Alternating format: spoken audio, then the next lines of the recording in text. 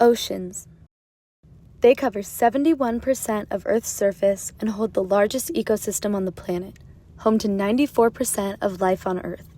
Despite their vastness and vital role in maintaining our world, humans have only explored about 5% of them. That makes oceans Earth's final frontier.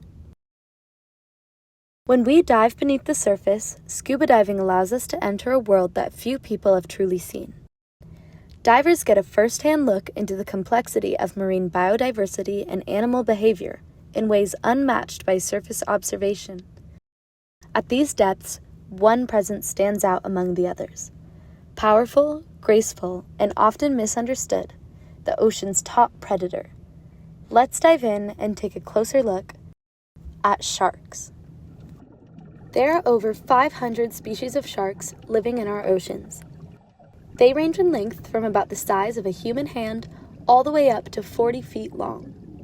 Sharks can be found in almost every type of ocean habitat, from the deep sea to coral reefs to the open ocean and even under Arctic ice.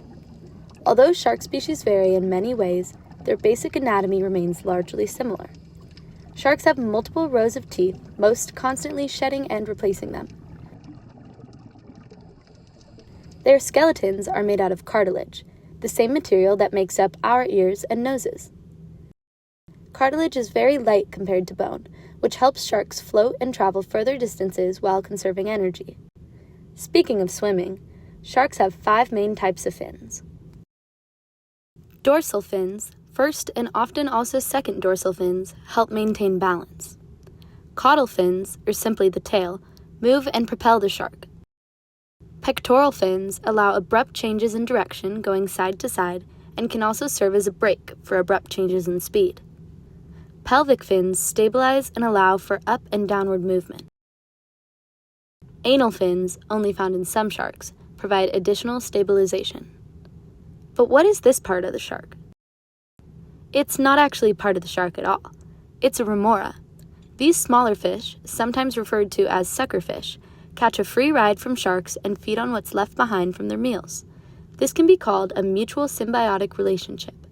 Sometimes they even act as personal cleaners, eating parasites off their new friends. Sharks play a vital role in ocean ecosystems. Among them, the Caribbean reef shark stands out. Coral reef ecosystems contain vastly diverse predators, from barracuda to grouper to sharks.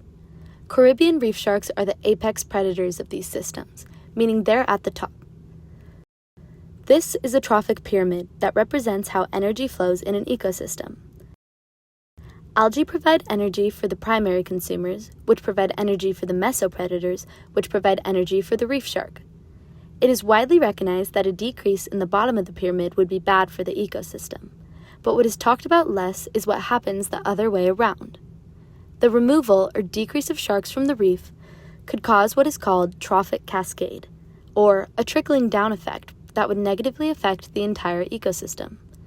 Decrease of these sharks causes an increase in the mesopredators, which causes a decrease in the other fish, which causes an increase in algal growth. Too much algae decreases coral survival. The entire reef and all of the species that call it home are negatively affected. That's why sharks are so important. Sharks have captivated humans for a long, long time, but are often deemed unworthy of protection. They are portrayed in the media as violent killers and feared by the masses for their headlining news stories. Yet these outlets leave out one important fact. You're more likely to be killed by a vending machine than a shark. Sharks rarely attack people, and when they do, it is typically as a defense mechanism or a mistake, thinking a human is their type of prey.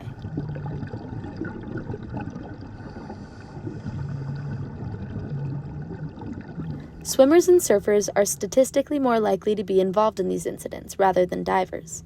Their forms are less distinct from below, and their surface activity, such as splashing, can draw attention from nearby sharks. Diving with sharks is relatively safe as long as you are calm, give them space, and know when to recognize more aggravated behavior in them. A good rule of thumb, because behavior varies across species, is the more agitated a shark is, the more stiff and jerky its movements are, along with looking out for those downward-pointing pectoral fins. Here, A diver working to reduce invasive populations has a canister of speared lionfish that this shark is interested in. Watch as the shark's pectoral fins dip and it makes more jerky movements. Notice where the diver keeps himself relative to the shark. What to do if a shark is approaching you agitated? First, face the shark and hold eye contact. Do not approach them and give them space.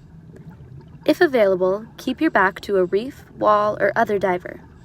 If needed, redirect the shark with any available object. Hands are okay, but their scales or teeth may cause injury. Most sharks, though, are just minding their business, and we as divers get to be visitors in their underwater world. Sharks are not species to villainize or fear. They are worthy of our respect and understanding, as they are just as much inhabitants of the earth as we are. Diving provides us a powerful way to deepen our connection with these amazing animals, their ecosystems, and the natural world itself.